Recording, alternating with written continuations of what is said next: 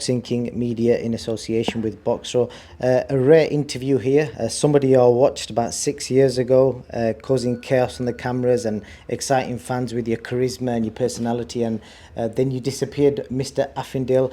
Khurtsidze, I think I've said that right. No, yeah, that's right. is that right? We're gonna catch up with you. I was going to speak to Coach Andre first. Andre, you took on the challenge of bringing this man back into boxing at the age of 44. So just tell me a little bit about how that came about.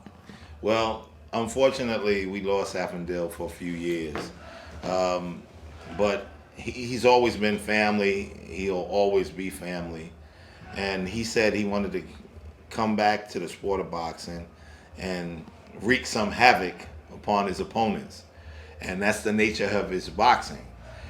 So I said, if he's up to it, we'll get back on track, and that's what we've been doing from this moment that he entered this gym again. It's obviously 40 years old, 44 years old. Most people would say, what's this guy going to do at 44 years old? Obviously, we knew he was in the nicest way possible. He was like a killer in the ring, the way he used to fight. But has he still got that at 44 years old? Well, as he's been displaying in his work and in his sparring, he definitely still has it. He has to get in shape now. It's been 5 years, and we're retuning his body and his mind to be sharp and to be articulate. And once he gets it all back together, we're looking to try to set him loose on the world again in August and let him do what he needs to do. So he was fighting around middleweight. Obviously, 6-7 years he's been away from the ring. What kind of weight will he come back at, and how quickly do you want to throw him into the deep end? Well, he's going to come back at 160, and we're taking it. Although the time is of the essence, we're taking it one step at a time. We're going to get him a chance to break some rust in about, and then move him as quickly as possible to get him his chance at fighting for a world title. You're obviously going to have a lot of people watching this. Some are going to be excited, some are going to be like, no, it's dangerous, he's 44 years old, etc. But you've seen him in the ring firsthand, sparring, etc. So just tell the guys out there, the doubters especially, why is he going to come back and make some noise? Well, he still has his basics and his essentials.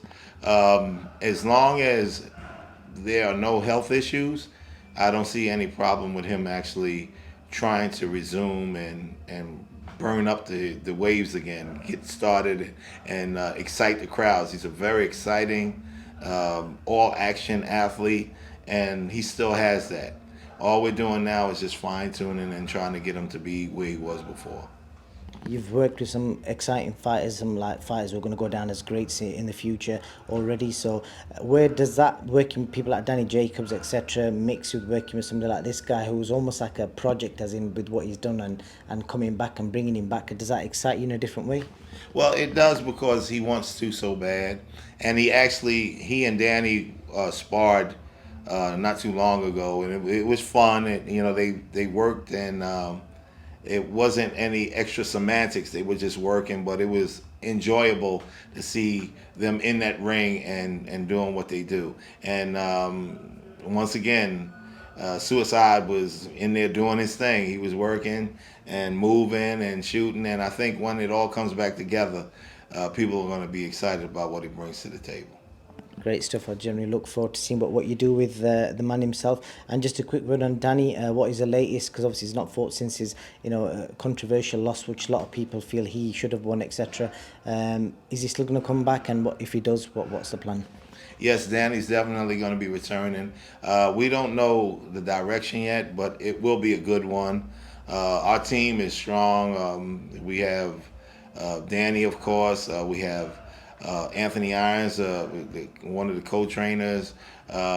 We have Keith Conley, a.k.a. Little Bruh. He's the managing, advising business aspect of what we do.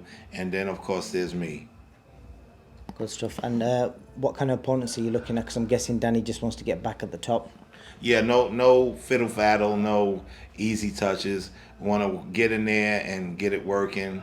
It's been a minute. Break a little rust with one bout, and then start heading into the deep waters again. What's his promotional situation? He's a free agent, as is Avtandil. And are you speaking to anyone for either guys at the minute? No, we're just testing waters to see what goes on, and then we'll start making some moves then. Coach, anything else you want to add before I pass over to Avtandil?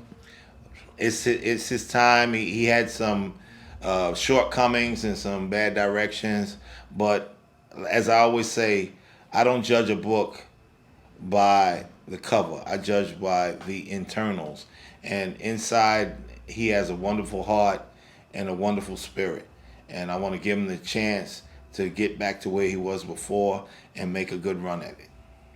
Credit to you, Coach, as we said yesterday, and it's good that people like yourself give people like him another chance, because everyone deserves a chance, no matter what. Exactly. I agree 100%.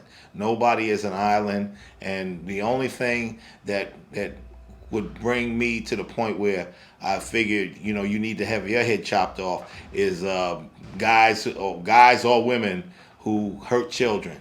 That's my thing. Other than that, everything else we can deal with, just as long as you're not hurting anybody. 100%. Coach, thank you for your time. I'm going to speak to Avtandil now. Thank you.